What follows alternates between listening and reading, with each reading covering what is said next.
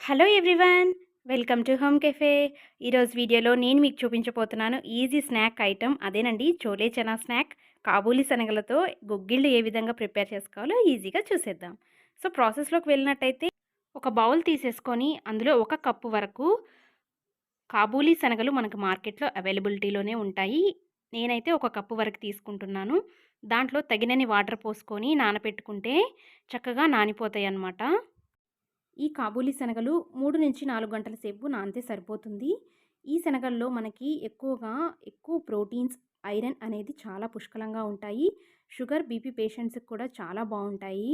కాబట్టి డైలీ లైఫ్లో ఇవి చేర్చుకుంటే మనకి ఎన్నో రకాల హెల్త్ బెనిఫిట్స్ అనేవి ఉంటాయన్నమాట. 3 గంటల తర్వాత నాన్నయ్య చూడండి, నేను ఏ విధంగా ఒక్కసారి చెక్ చేసుకుంటున్నాను. చక్కగా నానిపోయాయి కదా. ఇప్పుడు వీటిని మెయిన్ ప్రాసెస్లోకి వెళ్ళిపోదాం. ఒక కుక్కర్ తీసేసుకొని అందులో మనం ఏవైతే నానపెట్టుకున్నామో కాబూలీ శనగలు వాటన్నిటిని వాటర్ తీసేసి చక్కగా ఇందులోనే వేసేసుకోండి. వేసేసుకున్న తర్వాత మొత్తం దీనికి తగినన్ని వాటర్ పోసుకోవాలి. నేను 1 కప్పు శనగలకి నేను ఒక 2 కప్పుల వరకు వాటర్ పోసుకున్నాను, సరిపోతుంది. లేదు అనుకుంటే ఇంకొంచెం ఒక 1/2 కప్పు వరకు యాడ్ చేసుకుంటే సరిపోతుంది.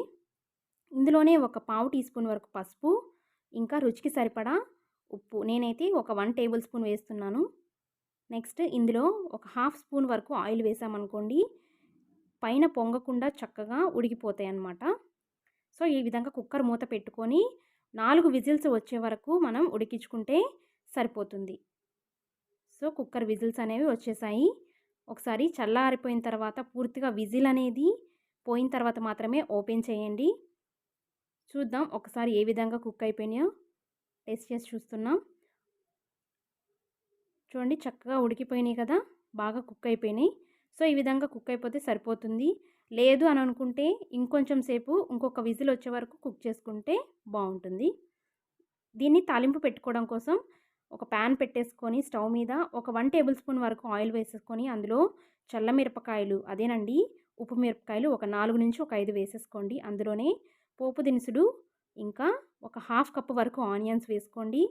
ఇందులోనే ఒక 2 పచ్చిమిరపకాయలు ఇలా చీలికల్లాగా చేసుకొని వేసుకుంటే బాగుంటాయి. నెక్స్ట్ కరివేపాకు, ఇది మెయిన్ కంపల్సరీ కదా, తాలింపు అంటే కరివేపాకు ఉండాల్సిందే. కాబట్టి ఇవన్నీ చక్కగా ఫ్రై చేసేసుకోండి. సో ఇవి ఫ్రై అయ్యేలోపు మనం ఆల్రెడీ తీసి పెట్టుకున్నాం కదా, స్ట్రైన్ చేసేసుకొని ఉడకబెట్టిన శనగలు ఏవైతే ఉన్నాయో వాటి వాటర్తో కూడా మనం కొన్ని వాటర్ అనేవి యాడ్ చేసుకొని మనం చారు లాంటివి కూడా పెట్టుకోవచ్చు. ఇలాగా వాటర్ తీసేసిన మొత్తం శనగలు ఉడకబెట్టినవన్నీ కూడా వేసేసాం కదా. సో ఇందులోనే ఒక 1/2 టేబుల్ స్పూన్ వరకు కారం వేసుకోండి, రుచి చాలా బాగుంటుంది. ఉప్పు ఆల్రెడీ మనం వేసేటప్పుడు ఉడికించేటప్పుడు వేసాం కదా, కాబట్టి అది సరిపోతుంది. లేదు అనుకుంటే ఒకసారి టెస్ట్ చేసుకొని ఉప్పు వేసుకోండి.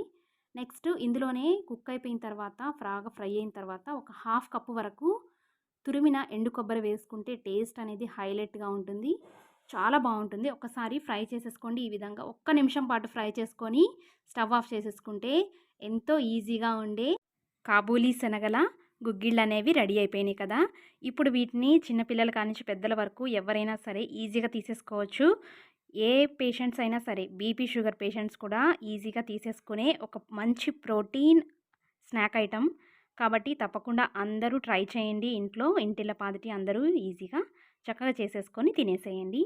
స్నాక్ టైంని మంచిగా ఎంజాయ్ చేసేసేయండి.